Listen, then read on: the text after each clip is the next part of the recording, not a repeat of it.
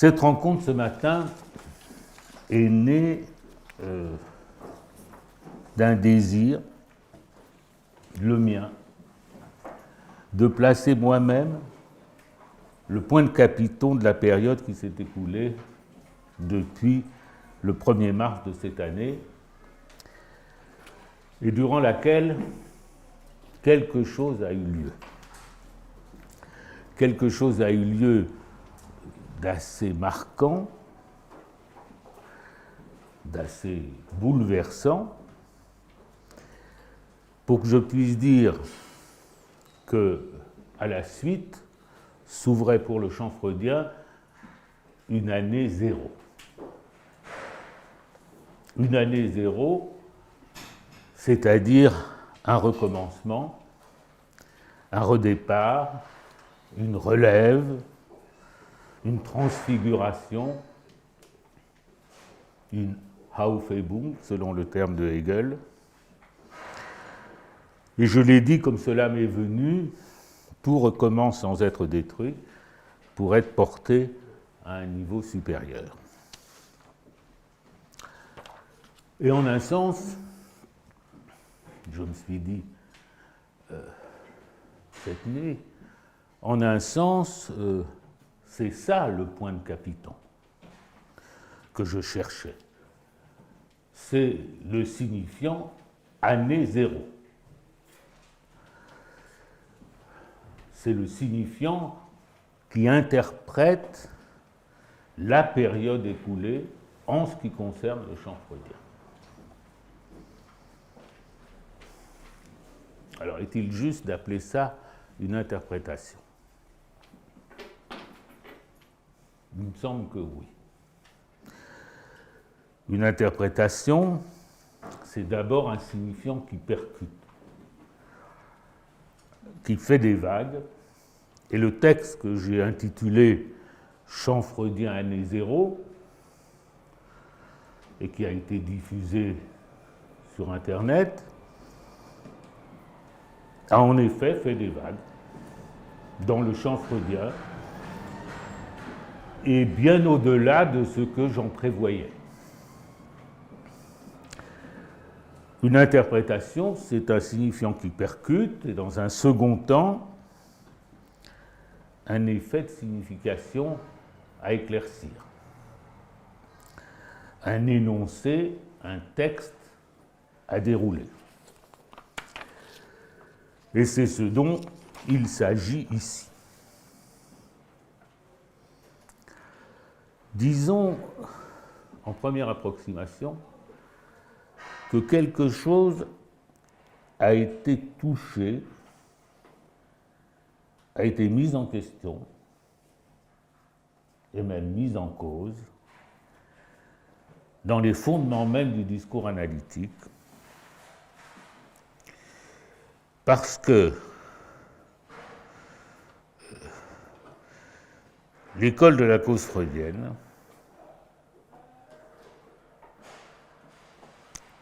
unanime au niveau de ses instances, s'est trouvé faire ce qui, à ma connaissance du moins, n'avait jamais été fait dans l'histoire de la psychanalyse. C'est-à-dire débouler sur la place publique, prendre parti dans une consultation électorale, en appeler à l'opinion des concitoyens et se mobiliser sur toute l'étendue du territoire national.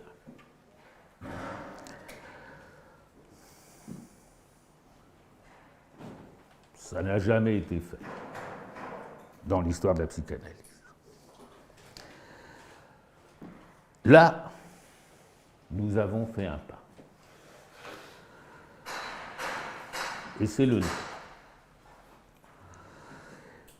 Nous avons à en rendre compte et à le fonder.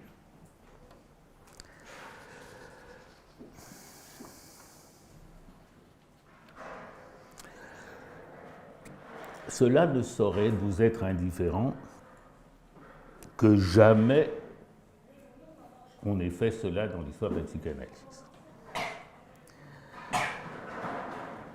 Car depuis le début, le champ freudien joue la partie de Lacan. Le champ freudien joue la partie que Lacan a engagée au moment de fonder son école, en juin 1964, le 21 juin,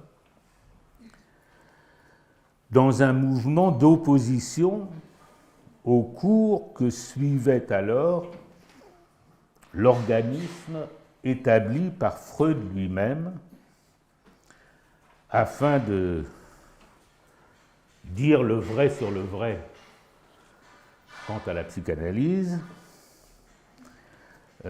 pour surveiller et pour orienter la pratique de la psychanalyse et son devenir. Ce que Lacan donc a fondé en 1964, il y a 53 ans,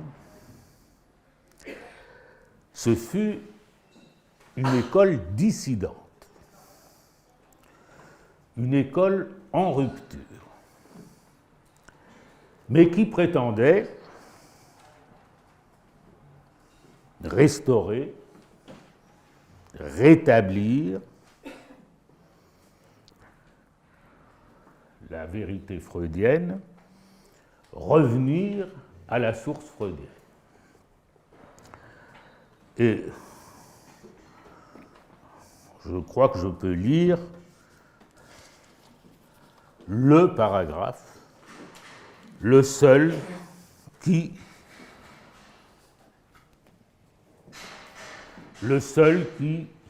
dans l'acte de fondation, expose les finalités de cette fondation. Le reste du texte étant consacré à mettre en place, à minima, un fonctionnement. C'est la page 229 des autres écrits.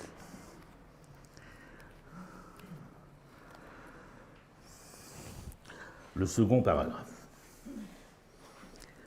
Dans le premier, Lacan donne le nom provisoire qu'il avait trouvé pour son école, l'école française de psychanalyse, réservant par prudence son nom qui allait être définitif d'école freudienne de Paris. Ce titre, dit-il, dans mon intention, au fond ce paragraphe ne fait qu'une seule phrase, représente l'organisme où doit s'accomplir un travail qui, dans le champ que Freud a ouvert, restaure le socle tranchant de sa vérité, qui ramène la pratique originale qu'il a instituée sous le nom de psychanalyse dans le devoir qui lui revient en notre monde, qui, par une critique assidue, y dénonce les déviations et les compromissions qui amortissent son progrès en dégradant son emploi. Voilà donc, en une phrase, poser une fondation, une ambition, et c'est encore ce paragraphe, cette fondation, cette ambition qui a animé la fondation de l'école de la cause freudienne. C'est-à-dire que l'école de la cause freudienne a reprise à sa charge, a repris à son compte ce cahier de charge, et qu'elle joue donc la partie de Lacan, la partie que jouait Lacan avec la psychanalyse. et donc que ce que nous ayons fait n'ait jamais été fait, nous oblige à rendre compte, si je puis dire, au regard de la psychanalyse, d'assumer ce pas au regard de la psychanalyse. C'est un fait qu'au terme de 16 années, Lacan décida de dissoudre l'organisme qu'il avait créé en juin 1964. Il l'a dissous comme étant désormais inapte, comme fonctionnant, a-t-il dit, à rebours de ce pourquoi il l'avait créé. Ce fut alors, en 1980-81, la dispersion des élèves de Lacan, leur diaspora, et ce qui distingua l'école de la cause freudienne entre tous les groupes qui alors se formèrent, c'est sans doute qu'elle fut, selon ces termes, adoptée par Lacan et présidée par lui la dernière année de sa vie. C'est surtout que cette école fut fondée sur la décision de prendre la relève de l'école freudienne de Paris quant à sa finalité fondamentale. Et donc, la décision de se mettre dans le sillage de l'acte de fondation de Lacan. Ce fut alors certainement une année zéro. Tout était à recommencer en 1981 pour être porté à un niveau supérieur, mais à partir d'un champ de ruines, car tout, ou presque tout, avait été démoli. Je dis, j'ai repris ma formule pour être porté à un niveau supérieur. En quoi un niveau supérieur? D'abord en ceci que l'école freudienne de Lacan avait été de Paris. Et certains ont même dit, non sans pertinence, que c'était l'école de la rue de Lille.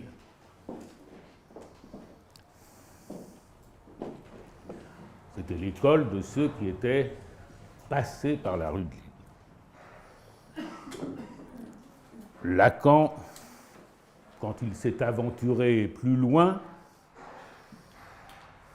n'a connu, disons-le, que des échecs.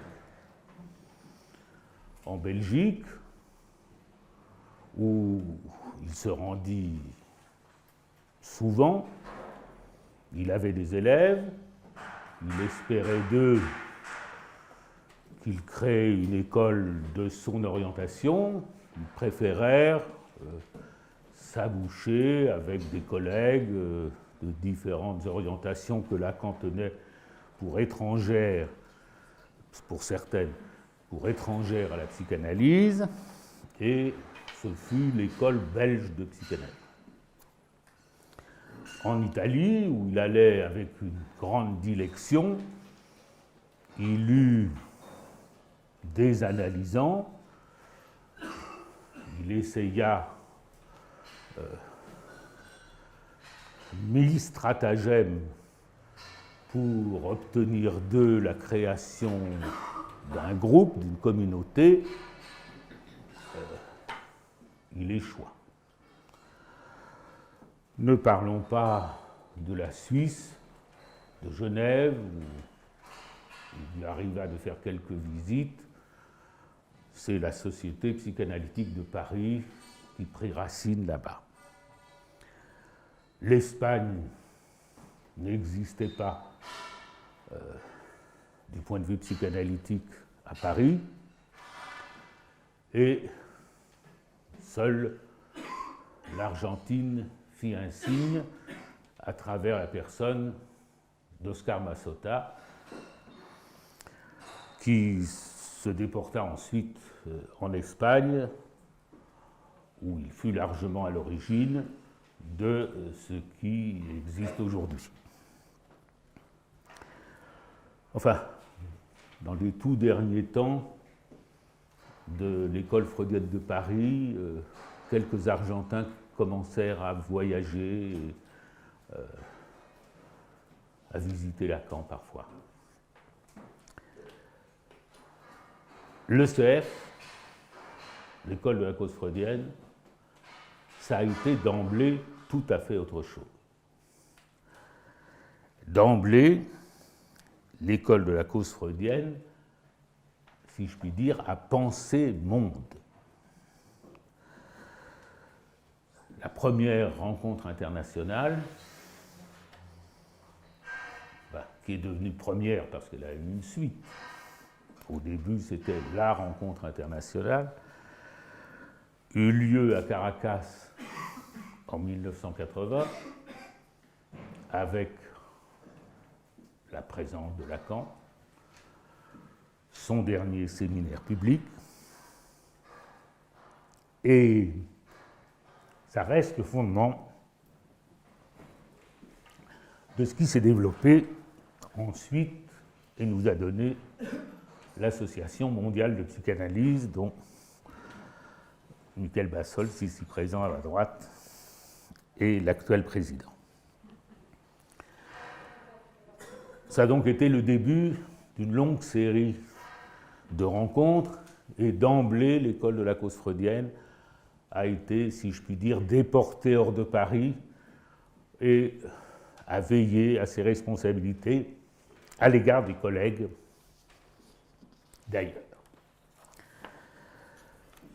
Au fond, depuis la création de l'école freudienne de Paris, il s'est passé 53 ans. Et ces 53 ans, au fond, se partagent comme ça.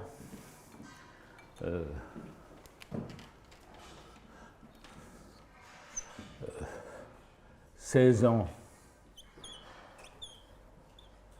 a duré l'école freudienne de Paris, et nous sommes à la 37e année de l'école de la cause freudienne. Il s'est passé, c'est-à-dire que maintenant nous avons plus du double de l'âge de l'école freudienne de Paris. Ça n'est pas tout, mais c'est quand même quelque chose que de durée. Si c'est ça 64, il y a eu en 67, on peut dire, nous le verrons tout à l'heure, avec le travail d'Hervé Castanet, il y a eu la crise de la passe qui, d'une certaine façon, déjà conditionnait la dissolution de cette école.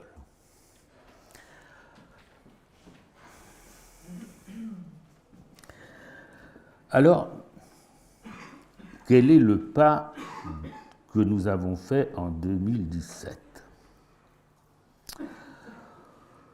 On peut le qualifier d'un terme sartrien qui est passé dans le langage courant. S'engager. C'est un terme sur lequel il faudra revenir. Enfin, sans doute l'an prochain. Ici, ça n'est que... Je limite ce que j'ai à dire à cette idée de points de capitaux. Il y a une dialectique de l'engagement qui vaut la peine de reconstituer chez Sartre. Il vaut aussi la peine de revenir à sa source, qui est à trouver chez le premier Heidegger, celui d'être étant. Et à ce propos, enfin, chez Heidegger, je n'ai pas relu Être et temps pour la circonstance, mais chez Heidegger, le terme qui est mis en évidence, c'est le terme de résolution. Le Dasein se résout à anticiper une action, et tout tourne autour de ce que Heidegger appelle der Augenblick, l'instant. Jean Beaufret, qui a été le maître des études heideggeriennes en France, qui est allé chercher Heidegger lorsque celui-ci n'en menait pas large au moment de la dénazification. Et Dieu sait qu'il avait des raisons pour ne pas se sentir tout à fait blanc. Beaufret, qui était allé le voir à l'époque, et qui était professeur de Cagne à Condorcet, je crois, est devenu le Heideggerien français qui a formé une école vaillante de traducteurs, de commentateurs. Beaufret a été le patient de Lacan. Et c'est par Beaufret que Heidegger a visité Lacan à sa maison de campagne de Guitrancourt. Beaufret a écrit un livre, justement, qui passe de Sartre à Heidegger, qui s'appelle De l'existentialisme à Heidegger, et qui définit très joliment der Augenblick de la façon suivante. L'instant, c'est ainsi le présent qui soudain prend un sens. C'est l'existence elle-même, soudain mobilisée, qui s'illumine présentement dans ses possibilités les plus profondes, devenant par là et de fond en comble, affrontement ou résignation, résolution ou abandon, libération ou servitude, face à l'alternative qui la met en demeure de décider d'elle-même en choisissant. Si l'on regardait au vieux sens des mots, il écrivait d'une façon un peu précieuse, Beaufret, si l'on regardait au vieux sens des mots, la meilleure traduction de l'allemand Augenblick serait le français choix, car le sens ancien de choisir est voir. Nous avons ici sans doute la source de l'instant de voir. Et en effet, sur l'indication que je retrouvais de Beaufret, je suis allé regarder le Bloch et von Warburg, qui indique en effet que choisir, qui est attesté au XIIe siècle, signifie surtout apercevoir jusqu'à la fin du XVIe siècle. Et alors, notation intéressante qui est confirmée dans le dictionnaire historique de la langue française de Robert, aujourd'hui le sens de regarder, le sens de choisir, le sens de regarder pour le mot choisir, ne survit qu'en Suisse romande. Et donc, la première question que nous pourrons poser à notre ami Ansermet quand il viendra ce soir, c'est est-ce qu'il a cet usage du mot choisir. Le dictionnaire de la langue historique de la langue française explique que le mot choisir vient du gothique kauschen, qui veut dire goûter, examiner, éprouver, et qui a la même racine que gustare en latin. C'est-à-dire choisir, c'est goûter. Et le sanskrit josayata signifie, qui serait de la même racine, signifie il prend plaisir à. Et le sens ancien, qui est distingué par la vue, voir distinctement, apercevoir, s'est éteint au XVIIe siècle, sauf en Suisse romande.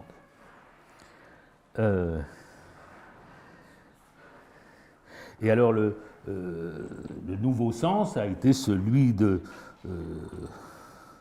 préférer, de prendre de préférence, qui a éclipsé son doublet élire. On dit plus volontiers choisir que élire, sauf quand il s'agit des élections. Et ça survit dans les expressions qui qualifient la fine fleur d'une marchandise quand on dit que ces deux premiers choix, là se marient à la fois le choix et le goût. Au fond, pour nous, c'est du plus grand intérêt puisque l'hérésie dont nous faisons un drapeau trouve là à s'ancrer très profondément dans la langue, et ce qui est du registre du choix est aussi du registre du goût. Je dois dire que je n'avais pas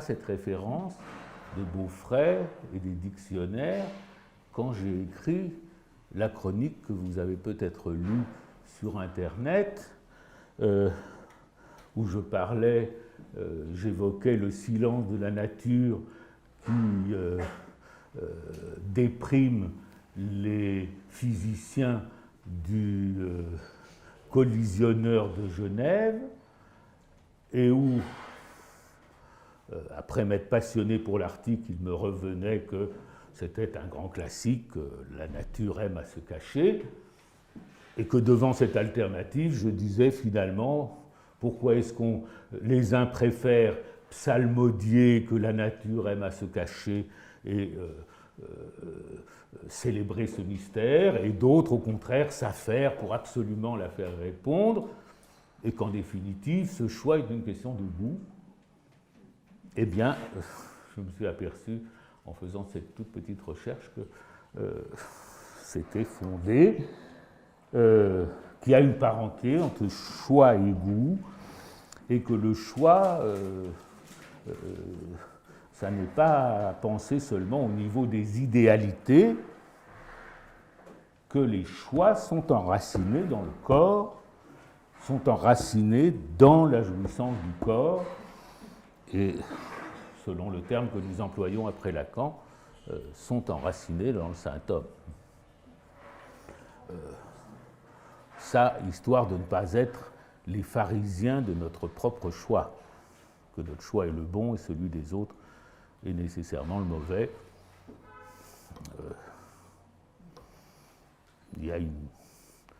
C'est une guerre du goût, selon l'expression si heureuse de Philippe Solers.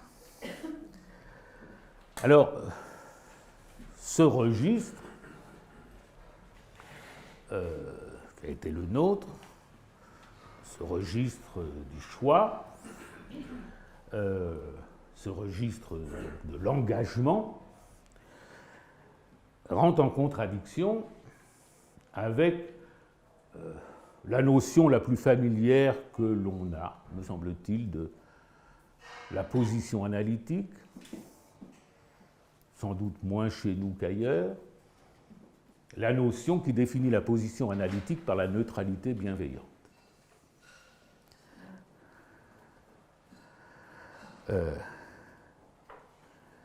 Et c'est ce qui a fait que, je peux le nommer, un psychanalyste qui a fréquenté Lacan, qui a eu de la considération pour Lacan, bien qu'il se soit surtout appuyé dans ses élaborations sur Jacques Derrida, un psychanalyste qui lui-même, à plusieurs reprises, s'est fort courageusement engagé sur des questions humanitaires concernant la psychanalyse, humanitaire et politique. Quelqu'un, donc je le nomme, René Major, j'ai croisé ces temps derniers, et à qui je disais que nous avions cherché sa signature pour l'appel des psychanalystes contre Marine Le Pen, n'a pas pu s'empêcher à un moment de dire mais est-ce que c'est bien au psychanalyste qui revient de faire ça? Et je me suis dit, si quelqu'un comme lui a ce doute, qu'est-ce que ce doit être les autres, nos autres collègues? Et certains même, bien entendu, dans l'école de la cause freudienne, qui a été unanime au niveau de ses instances, qui n'est pas nécessairement au niveau de ses membres. Et en effet, on s'aperçoit qu'on a fait, au fond, on a fait comme si c'était une position axiomatique du psychanalyste que de ne pas prendre parti.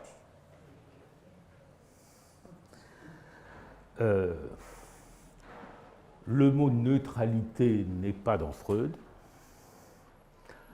c'est la traduction que James Strachey a donnée en langue anglaise de ce que Freud appelle en allemand Indifferenz, l'indifférence. Et mot qui figure dans le texte de 1925, Observation sur l'amour de transfert. Le texte de 1915, Observation sur l'amour de transfert, si je ne me trompe pas. Et neutralité bienveillante, comme syntagme figé, c'est, selon les références que j'ai trouvées, Bergler qui l'a installé en 1937. Vous connaissez Edmund Bergler, Lacan en parle au moins une fois dans son séminaire, c'est celui qui a écrit un livre qui était à un moment de référence, La névrose de base. Et l'usage de neutralité bienveillante est surtout fréquent chez nos collègues américains, anglais, l'Europe du Nord. En France, son usage a été modéré, mais malgré tout, ça constitue comme le wallpaper de la position analytique, la toile de fond qu'on ne voit plus, mais quand on s'en détache, il y a un petit malaise. Alors, considérons ce qu'il en est. Freud, en effet, dans les textes qui ont été à un moment, je crois que ça n'existe plus maintenant comme recueil, dans les textes qui étaient à un moment recueillis par les presses universitaires de France sous le nom de la technique psychanalytique, et sans doute à quoi Lacan se réfère quand il parle des écrits techniques de Freud, Freud, au fond, a essayé d'enseigner la position analytique dans la cure aux débutants. Et il y a une époque où tout le monde était débutant, sauf lui. Lui aussi. Bon. Et il y a par exemple donc le texte de 1912, Conseil aux médecins,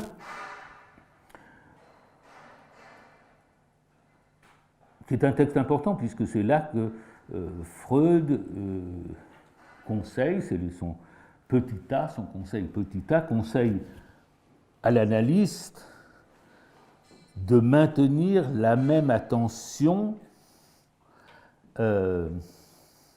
gleichschwebend. Alors, c'est le mot qui me manquait dont je ne me suis pas souvenu quand, dans un dialogue avec Michel Onfray, j'essayais de lui expliquer que l'attention flottante, ça ne voulait pas dire que l'analyste pouvait dormir. Je voulais lui dire que Lacan avait bien restitué que c'était une attention égale. Et donc j'avais le mot Gleich en tête, égal, mais j'avais oublié Schwebend. Et là, j'ai regardé rapidement le dictionnaire. Le verbe schweben, d'où est venu tout le mal.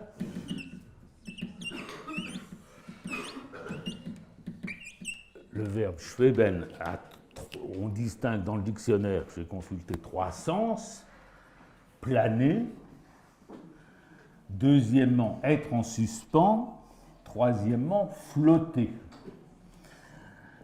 Et sans doute, parce que c'était plus agréable à dire, on a choisi attention flottante, qui a l'air comme ça d'installer une sorte d'un flou, une hésitation, alors que c'est exactement la mise en suspens égale afin d'éviter ce que Freud considère être un danger, de concentrer son attention sur un point, ce qui amène à sélectionner dans le matériel. Donc il demande qu'on ne concentre pas son attention afin de ne pas sélectionner, faute de quoi, dit-il, on ne trouve que ce qu'on sait déjà.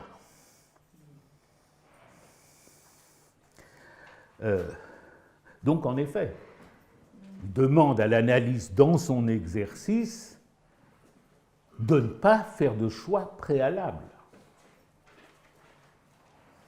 En effet, il proscrit le choix au niveau de la cure, enfin au niveau de l'écoute. Et il donne cette attention égale, cet axiome, ce postulat de l'attention égale, il le donne comme la contrepartie de ce qu'est, pour l'analysant, l'exigence à laquelle il se soumet de tout dire sans choisir. Donc l'un ne choisit pas, l'autre ne choisit pas.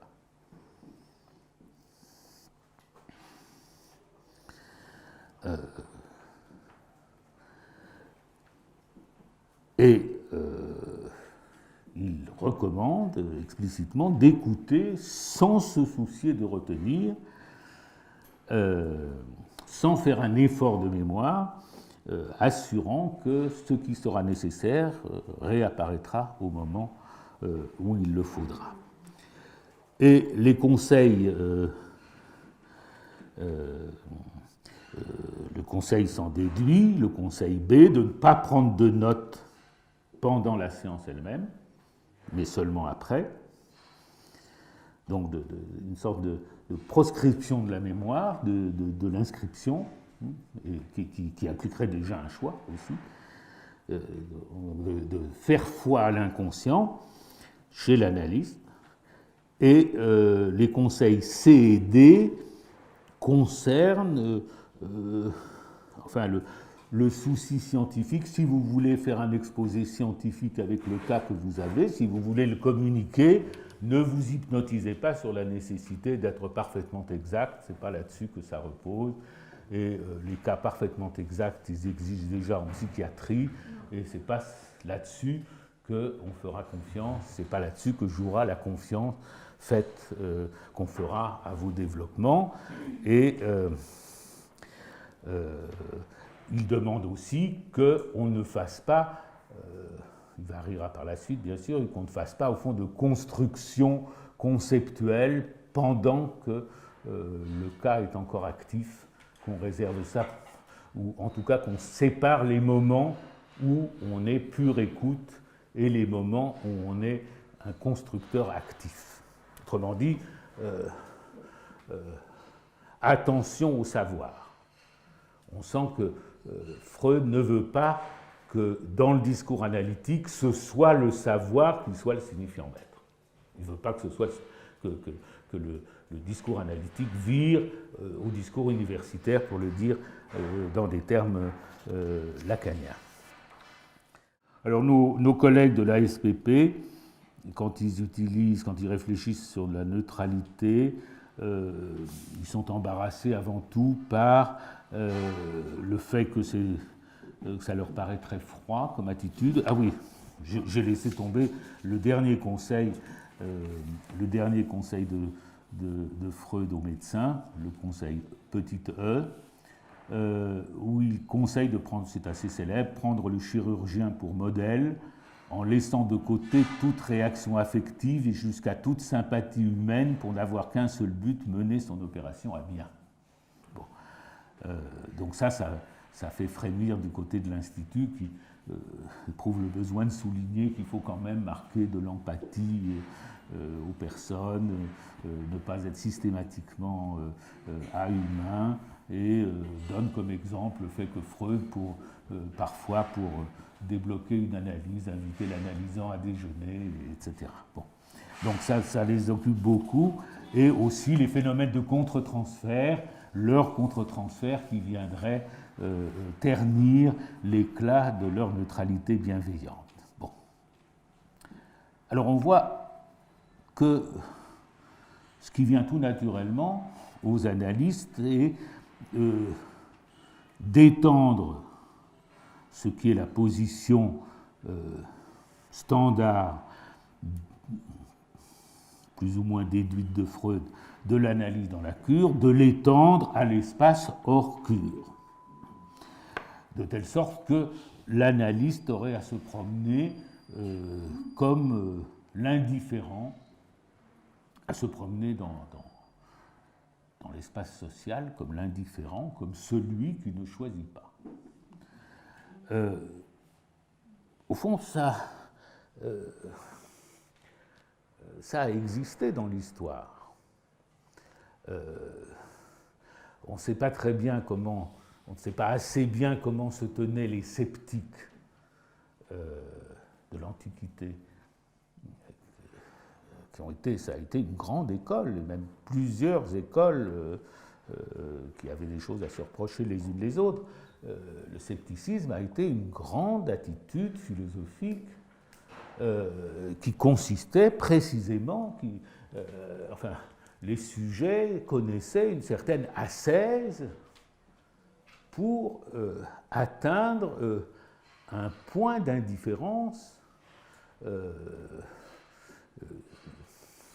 Je dirais que le nom qui est encore, qu'on apprend dans les classes, d'ataraxie, un point d'anesthésie, où finalement on structure tout ce qui se rencontre en termes contradictoires, et on apprend au fond à balancer l'un par l'autre de telle sorte qu'on se retrouve comme libéré des liens qui vous attachent à un côté ou à un autre.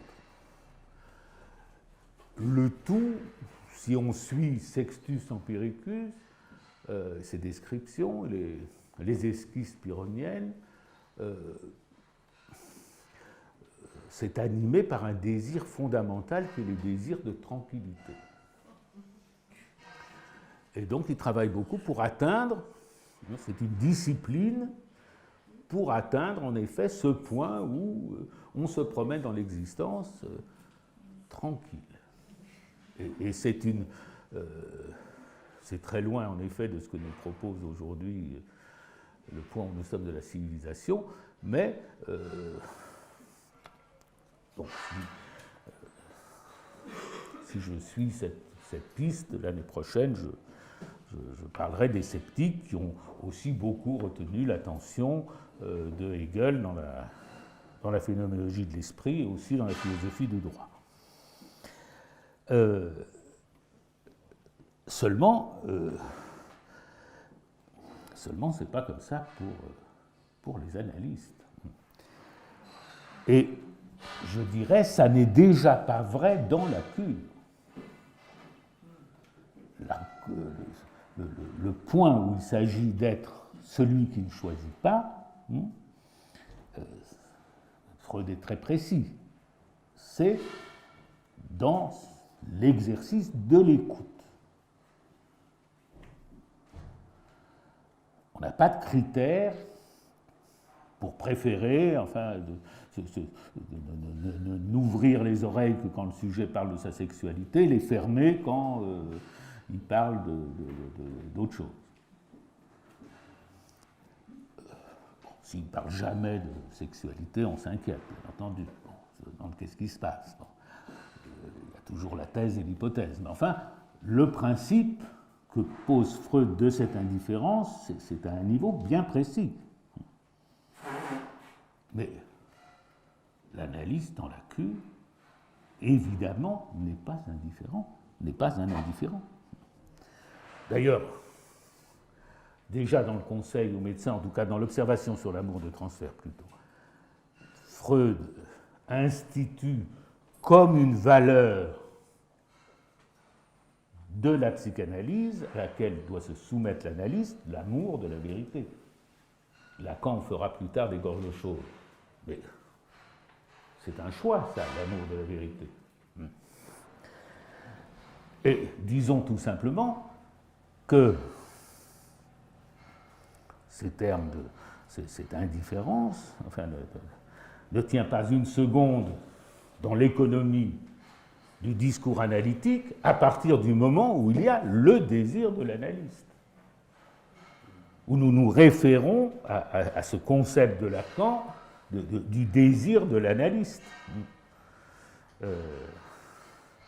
Et c'est le désir de l'analyste qui se sert de l'indifférence comme un moyen. Et on peut même dire précisément de quel moyen. Il fait de lui-même un X dont le sujet aura à trouver la valeur, qui sera la sienne. C'est dans ce sens que Lacan peut dire que, dans sa proposition de la passe, que le désir de l'analyse, c'est son annonciation, c'est son énonciation à ce qu'il y tienne la place du X. Et disons, ce X, c'est l'indifférence freudienne.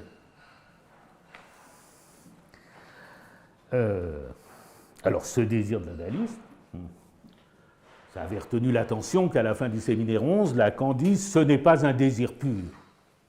Ça veut dire que ce n'est pas un désir de rien. C'est un désir, disait Freud, d'obtenir la vérité. Qu'est-ce que nous dirions? Il y a beaucoup de formules se proposent. Un désir d'obtenir la réduction des identifications. Et Lacan l'oppose à ce qu'il décrypte chez les autres de la Société de Paris, à l'époque, le désir, au contraire, d'identifier le patient à certains traits de son analyste. Le désir de l'analyste s'exerce dans le sens d'obtenir la traversée du fantasme. S'il s'agit du fantasme fondamental, s'exerce dans le sens d'obtenir la construction du fantasme fondamental, d'obtenir la déflation du désir, d'obtenir la réduction des objets du désir à l'objet petit a, où on pourrait dire, en pensant au terme d'illusion qui figure dans le titre de L'avenir d'une illusion, dont nous parlerons tout à l'heure avec Catherine Lazarus-Mathey, d'obtenir la réduction des illusions définies, que Freud définit dans L'avenir d'une illusion comme une croyance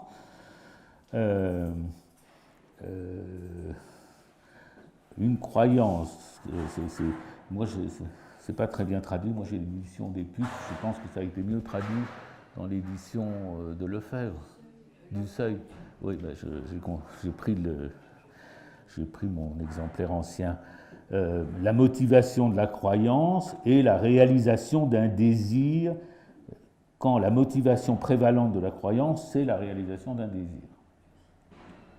Donc il dit, là, c'est comme ça qu'il définit la croyance illusion. Donc il y a un choix quant à ce qu'il s'agit d'obtenir.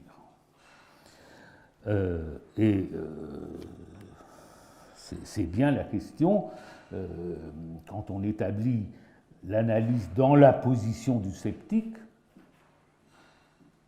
enfin, on l'établit sans le savoir, enfin, c'est la position historique du sceptique, on squeeze complètement, on efface la question de que l'analyse a bien choisi ce qu'il s'agit d'obtenir.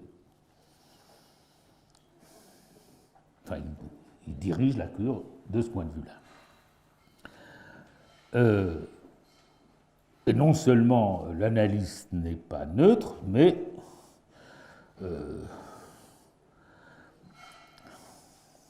peux pas dire qu'il soit bienveillant, au sens où M. Bergler emploie ce terme, et où M. Macron le répand dans la société.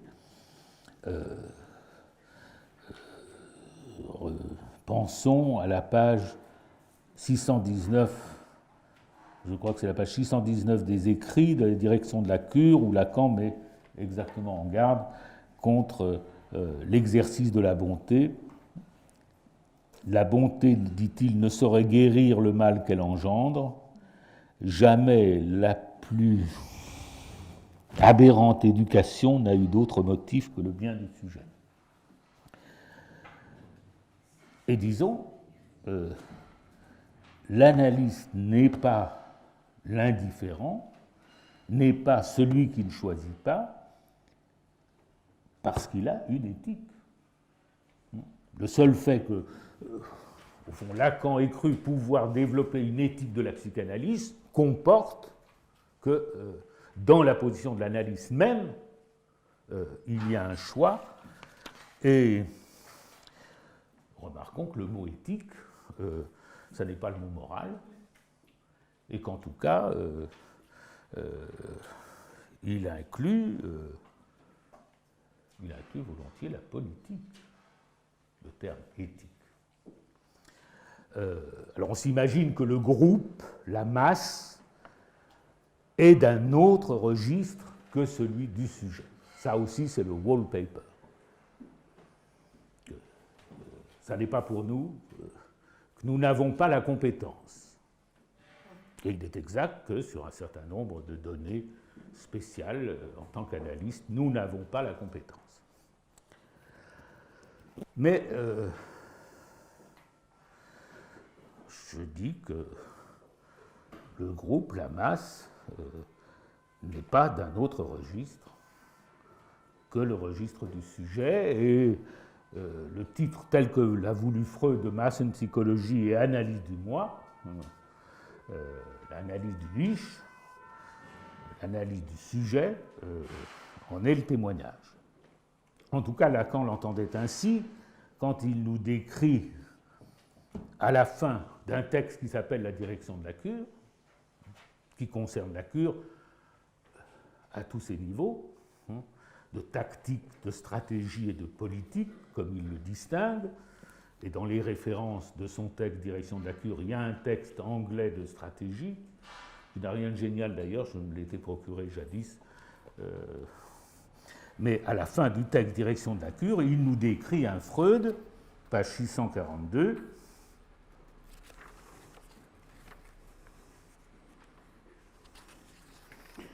il nous décrit un Freud, vous connaissez certainement ces phrases pour beaucoup d'entre vous, qui a grondé comme cet homme de cabinet contre l'accaparement de la jouissance par ceux qui accumulent sur les épaules des autres les charges du besoin. À quel texte précis de Freud fait-il allusion? Sans doute à Malaise dans la civilisation, encore que ce ne soit pas absolument au premier plan, il y a peut-être une référence plus précise.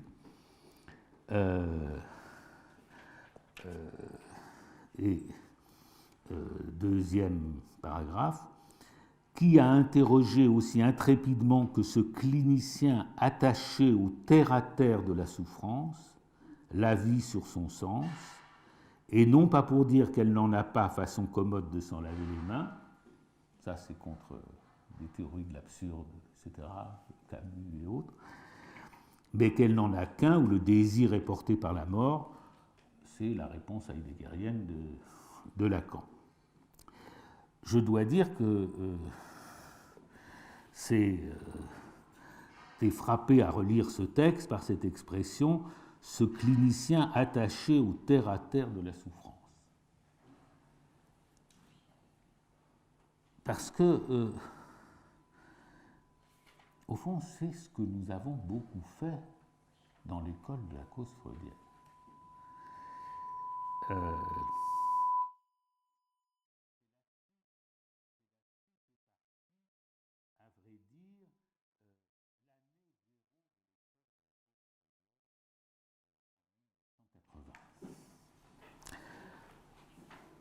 Il y a un historien de la psychanalyse, qui appartient à la SPP, mais c'est un esprit assez libre, qui a écrit quelque chose sur nous à cette époque-là. C'est Alain de Mijola. Et il a écrit que l'école de la cause freudienne, et peut-être me cite-t-il à cette occasion, était partie sur un retour à la clinique. Et de fait, ça a été le mot d'ordre au début de l'école de la cause freudienne. Parce que l'école freudienne de Paris, ses membres étaient tombés dans un psittacisme de Lacan qui les éloignait des données fondamentales de la cure. Et sans doute j'étais porté à le remarquer, puisque moi-même, non médecin, non psychologue, je cherchais à apprendre. Il est possible aussi que, donc, d'un côté, ça s'explique par le désastre qu'était la production de l'école freudienne à l'époque. Ça s'explique aussi, sans doute, par le fait qu'avant, c'était quand même, la psychanalyse était aux mains des médecins, y compris dans ce qui avait précédé l'école freudienne de Paris, la Société française de psychanalyse. Et que les médecins se jugeaient être de plein pied avec la clinique. Là commençaient à arriver les non-médecins qu'étaient les psychologues.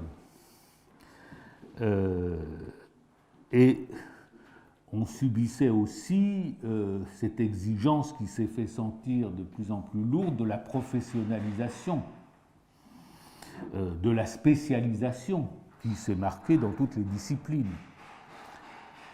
Et donc, l'année 0, 1980-1981, a été en effet marquée par ce retour à la clinique qui a eu des incidences peut-être depuis 37 ans, qui a fait que nos publications sont en effet beaucoup faites de cas cliniques et que nous avons une langue commune de la clinique, que nous mettons très en avant la clinique, alors qu'on remarque que la clinique, c'est beaucoup plus discret chez Lacan.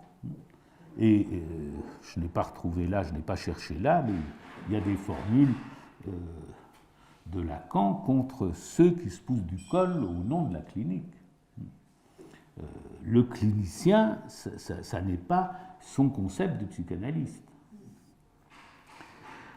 Et on le voit en particulier dans la querelle de la passe, où c'est souvent au nom de la clinique qu'on lui fait la leçon.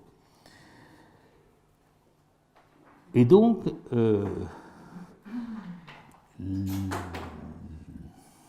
l'école de la cause freudienne, enfin, elle a grandi et elle s'est étendue aussi sur ce terre-à-terre de la souffrance et ce terre-à-terre de la cure. Le souci clinique a été dominant. Et il est possible que le sens de l'année 0 2017, c'est de dialectiquement corriger cela. Puisqu'en mars 2017, nous avons mis en acte l'éthique de la psychanalyse. Nous avons été dans la continuité de Freud et de Lacan, de l'orientation lacanienne. Seulement, nous avons été en mesure de faire un acte en tant que ce que j'appelais, dans une conférence que j'avais donnée à Turin jadis, en tant qu'école sujet. Je m'étais permis de parler d'école sujet dans la mesure où Lacan avait donné pour titre à la revue de l'école freudienne de Paris Silicette, avec le sous-titre « Tu peux savoir ce qu'en pense l'école freudienne de Paris ». Donc Lacan faisait de l'école freudienne de Paris un sujet qui pensait.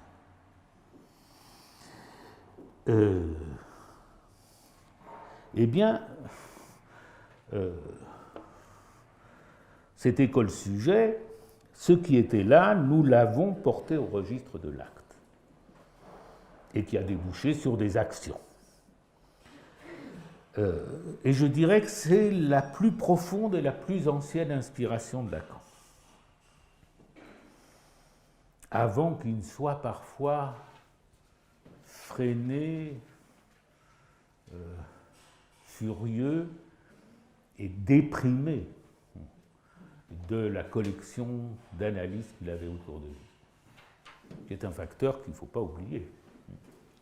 C'est que dans les dernières années de sa vie, Lacan ne pouvait plus les voir en peinture. Et que contrairement à ce qu'on s'est imaginé, pour autant que je pouvais lui parler, dans l'intimité, je le retenais. Je le retenais de foutre un tel ou un tel à la porte, comme il en avait envie.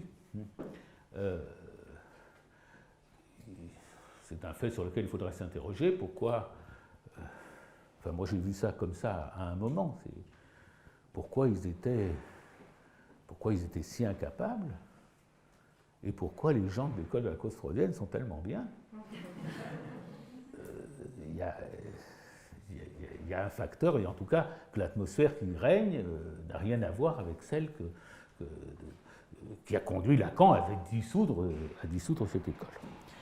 Donc là, j'arrive à cette page 321 des écrits que je vous ai envoyés, telle qu'elle figure dans l'exemplaire que j'ai baladé à travers le monde depuis 37 ans, et qui est une sorte de paragraphe, le paragraphe des injonctions. Enfin, c'est ça que je retiens d'abord dans cette page 321. Il y a une page d'injonction. Qui renonce à la pratique analytique, qui renonce donc plutôt celui qui ne peut rejoindre à son horizon la subjectivité de son époque. Évidemment, c'est énorme. Et entrons là-dedans. Essayons de nous enseigner de Lacan, comme nous l'avons fait depuis 37 ans au moins. D'abord, pour lui, il y a des époques. Et au fond, ça ne se démentira pas. Bien sûr que son rapport à l'histoire va varier à 180 degrés, si on veut. Va varier à 180 degrés, puisque le rapport de Rome commence par prendre modèle sur l'histoire et ses découpages brodéliens. Et qu'il finira par dire « ne touchez pas à l'histoire ». Mais, même dans la construction des quatre discours, il y a un élément historique qui est incorporé.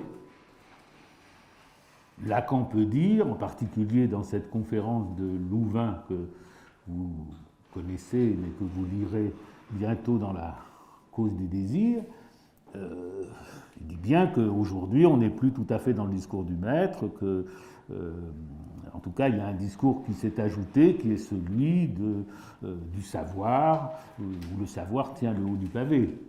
Bon, c'est une référence, il y a un élément historique qui est incorporé. Enfin, ici, il y a des époques, et il y a même l'idée que chaque époque a sa subjectivité. Qu'est-ce que c'est que la subjectivité d'une époque? Bon, c'est ce qu'on peut appeler l'esprit du temps, mais qui en français a un côté un peu futile.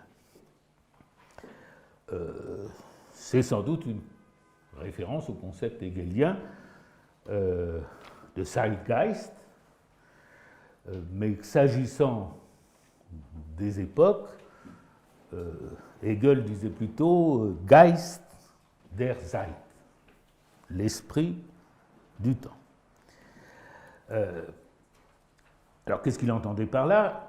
Bon, il entendait par là ce qui a été ensuite un pont aux ânes, ce qui a été mis en évidence historiquement, dans mon souvenir, je ne vais pas vérifier, dans mon souvenir, Jacob Burckhardt, dans ses études sur la Renaissance, a fait beaucoup pour le montrer, qu'à une époque donnée, la mentalité, la vie sociale, intellectuelle, culturelle,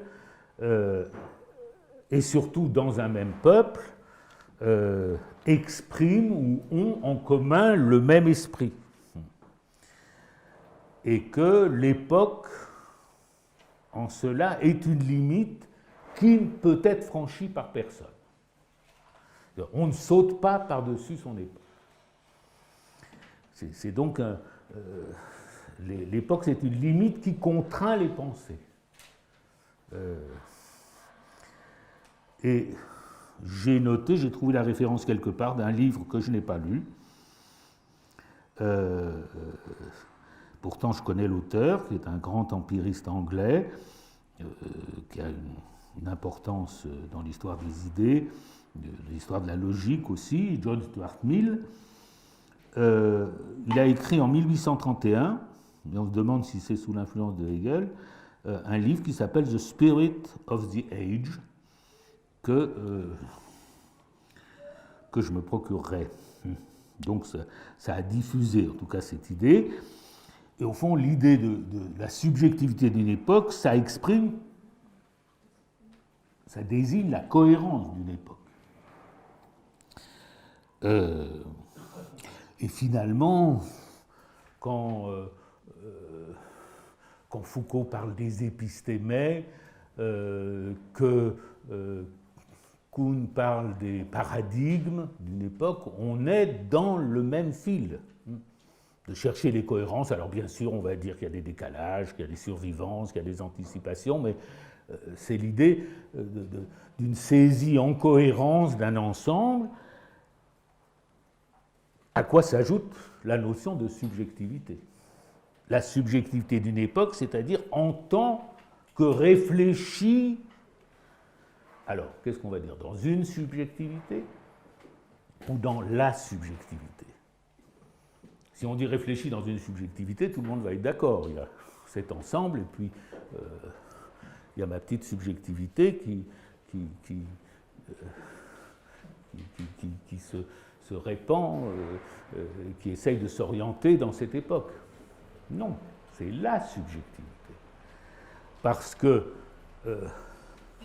le sujet, ça n'est pas l'individu. Le sujet, c'est le négatif de l'individu. L'individu, ça se désigne par des propriétés, par des qualités, par des attributs. Et ce que nous appelons le sujet, c'est un vide à cet égard.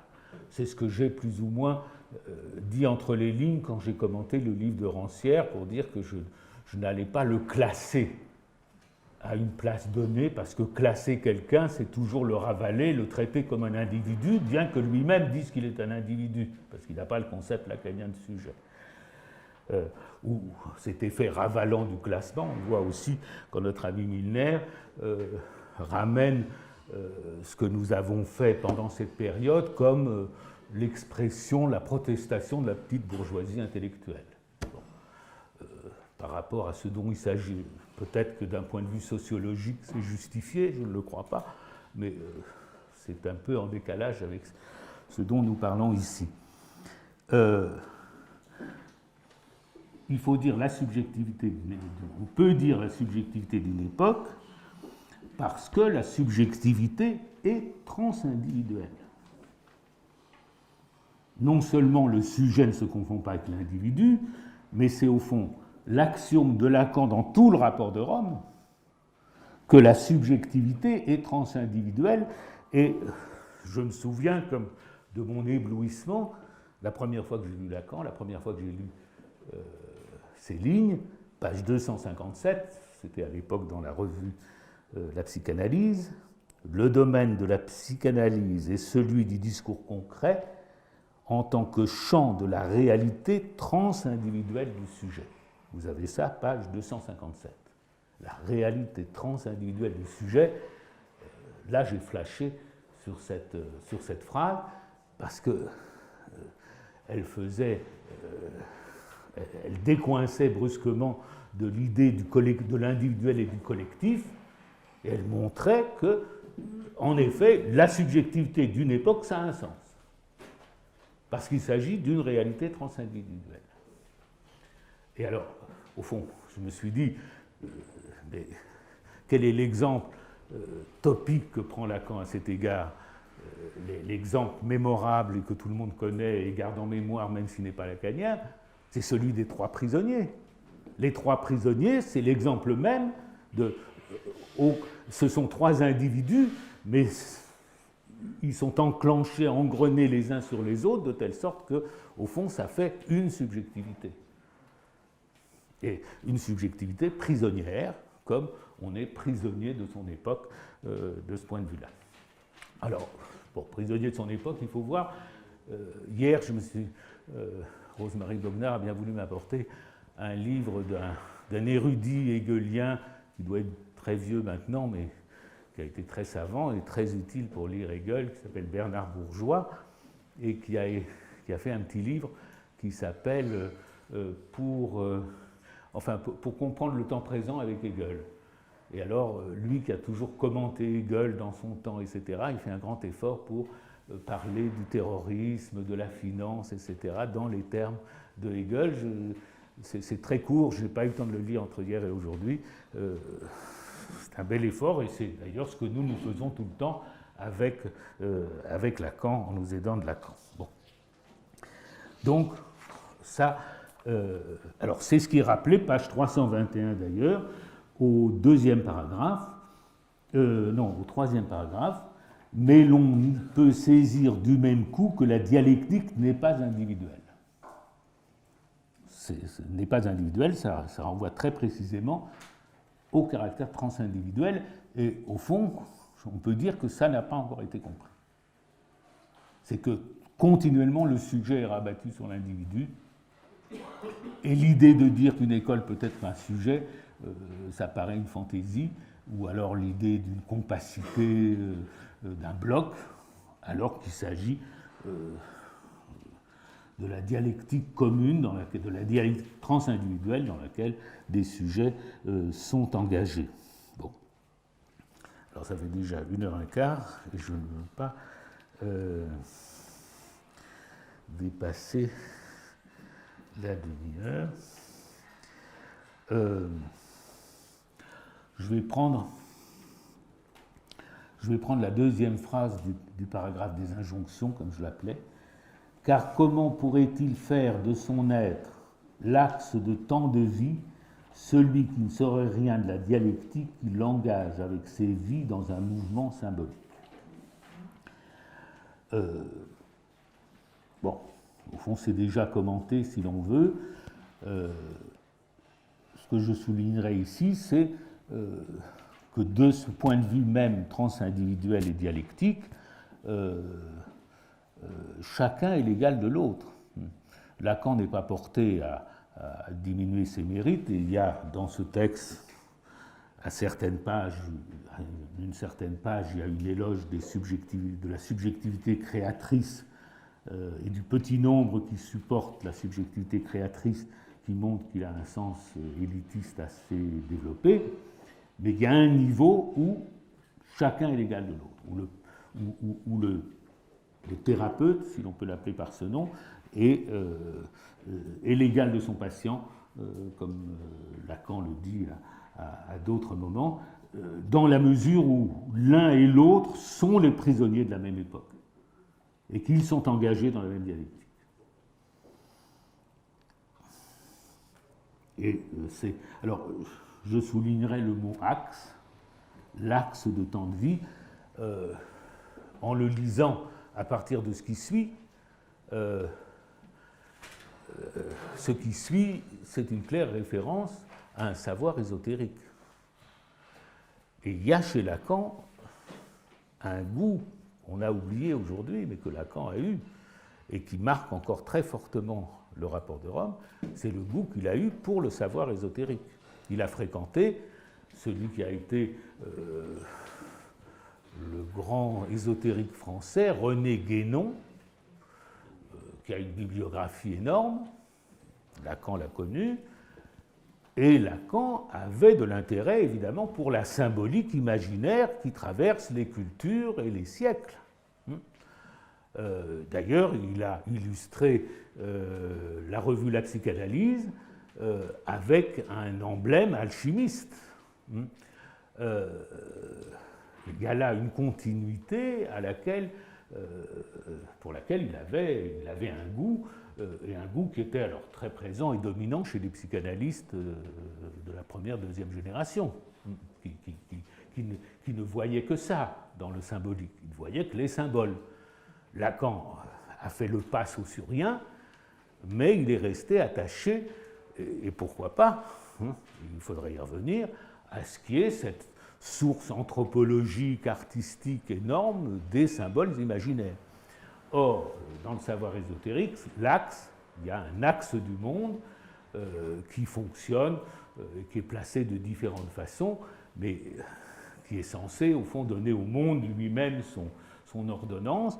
Et il y a l'écho de ce savoir ésotérique dans ce mot axe, comme dans la suite où est évoqué la spire, dans la phrase suivante, Babel, le mundus et la vision mystique du serpent enroulé sur un bois éternel. C'est une image typiquement hermétiste. Alors, je prends cette phrase, qu'ils connaissent bien la spire où son époque l'entraîne dans l'œuvre continuée de Babel et qu'ils sachent sa fonction d'interprète dans la discorde des langages. On dira, si on lit vite, que ça veut dire qu'il soit de son temps, qu'il soit de son époque, qu'il connaisse le moment où il est de l'histoire, et ça dit un tout petit peu autre chose. Le mot spire, c'est la spirale. La spirale, dans les savoirs ésotériques, ça a le plus grand rapport avec le serpent. On vous explique précisément que dans toutes les cultures, il y a des danses qui consistent à imiter les mouvements du serpent. Alors vous avez tout, depuis la Mélanésie jusqu'à... Bon, et puis vous avez toutes les références antiques que vous voulez à ce sujet, et que il y a... j'ai téléchargé ça hier parce que sur Google, c'est un site ésotérique, Google regorge de sites ésotériques, j'en ai trouvé un justement qui était les vibrations de la vie ou les spires du serpent. Et je pourrais vous lire tout ça, où vous avez des références les plus amusantes d'ailleurs. Voilà. Vous avez la première spirale connue dans l'histoire de l'art, un talisman paléolithique provenant d'une sépulture rituelle de Sibérie, montre une septuple 2 x 3,5 spirales entourées de 4 spirales, et au revers sont 3 serpents sinueux. Le plus intéressant est de voir que le centre de la spirale est percé d'un trou qui indique la nature du principe. Ce point originel d'un autre ordre se vide plein de tous les possibles, et il y a le schéma de la spirale paléolithique. Et la spire de Lacan, loin d'être seulement l'invitation à soyez de votre temps, ce n'est pas le soyons absolument moderne de Rimbaud, ce que dit Lacan. Il dit soyez de votre temps, il le dit avec un terme emprunté aux savoirs les plus antiques et les plus douteux, si l'on veut. Bon. Évidemment, alors j'ai cherché, hier j'ai passé beaucoup de temps sur Google pour trouver la vision mystique. Quelle était la vision mystique où on voit le serpent pourrissant de la vie s'élever sur un bois éternel? C'est évidemment l'image classique qu'on connaît par le caducée ou par le bâton d'Esculape. Le bâton d'Esculape, c'est le bâton avec le serpent qui l'entoure, symbole de la plus haute antiquité et qui a toutes les références. Mais je n'ai pas trouvé de vision où il y a à la fois Babel, le serpent et le bâton. J'ai cherché, j'ai mis tous les mots, etc. J'ai cherché dans Jacob Böhm, j'ai cherché dans Claude de Saint-Martin, j'ai cherché avec tous les noms, pour l'instant. Le serpent de la Bible. Oui, mais il y a le serpent de la Bible, et qui est justement le bois de la croix et tout ça. Il y a tout, mais il n'y a pas la vision mystique. Quand Lacan dit qu'il laisse à la vision mystique le soin de voir s'élever à l'emplacement de la tour de Babel, sur un bois éternel, le serpent pourrissant de la vie, je n'ai pas trouvé ça. Où il y est Babel, le serpent, etc. Bon. Donc, le serpent, c'est une... Vous voyez la référence. Alors, la spirale, c'est l'expansion à partir d'un point central, d'une courbe, qui va en s'éloignant, mais qui repasse au fond toujours par les mêmes points. Enfin, sous un certain angle, repasse par les mêmes points. Et donc on a à la fois le développement, mais on a en même temps la récurrence du même. Et évidemment, vu dans le sens contraire, ça donne au contraire la concentration sur le point nodal, ce qui pourrait servir de représentation à la cure analytique. Et d'ailleurs, dans le séminaire 1, il y a une représentation qui n'est pas loin de celle-là. Babel, qui est la référence que Lacan choisit, où son époque l'entraîne dans l'œuvre continuée de Babel. Alors, il faut commenter le mot œuvre, qui revient très souvent dans le rapport de Rome. C'est un mot vraiment hegelien, qui exprime le faire du sujet, son action, le résultat quand il ne reste pas dans son intériorité, mais qui s'accomplit à l'extérieur, c'est l'œuvre. Il parle de l'œuvre de Babel. Alors Babel, c'est une référence super ésotérique. Dans Jacob Böhm appelle Babel tout ce qui est la religion qu'il censure, et c'est très volontiers interprété, Babel, comme la seconde chute après le départ du paradis terrestre. La première chute, c'est Adam et Ève chassés du paradis, et dans les savoirs ésotériques, le moment où précisément est perdue la langue adamique, qui était la langue de tous et qui disait exactement les choses, la langue sans malentendu, alors c'est la seconde chute. Et donc, alors, celui qui sait le De Vulgari Eloquentiae de Dante commence par, et qui est là pour fonder la langue italienne, commence par la référence à l'épisode biblique. Voilà. Donc la question c'est pourquoi est-ce qu'il y avait besoin de parler quand il n'y avait que Dieu et Adam? Bon, donc il résout la question. Et donc Dieu a créé une forme déterminée de parler. C'est avec cette forme de parler, dit Dante, qu'a parlé Adam. C'est avec cette forme de parler qu'ont parlé tous ses descendants jusqu'à la construction de la tour de Babel, nom qui signifie tour de la confusion. C'est de cette forme de parler qu'ont hérité les fils d'Héber, que l'on appelle pour cette raison hébreu. Donc il y a l'idée que l'hébreu, c'est la langue adamique préservée, que les juifs sont les seuls qui ont gardé la langue adamique. À eux seuls, cette forme est restée après la confusion, afin que notre Rédempteur, qui devait naître d'eux selon son humanité, jouisse non pas de la langue de la confusion, mais d'une langue de grâce. On a préservé la langue adamique chez les Hébreux pour que le Christ naissant juif parle la langue pure du départ, la langue sans malentendu. Et ensuite, il décrit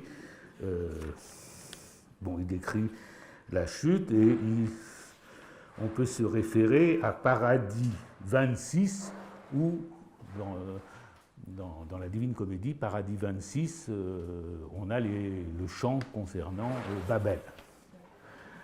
Donc, vous voyez la référence. Et pour finir sur ceci, le mundus, c'est la fosse chez les Étrusques qui était destinée aux offrandes aux dieux souterrains. C'est donc et dont Lacan fait le trou central autour duquel s'enroule les spires.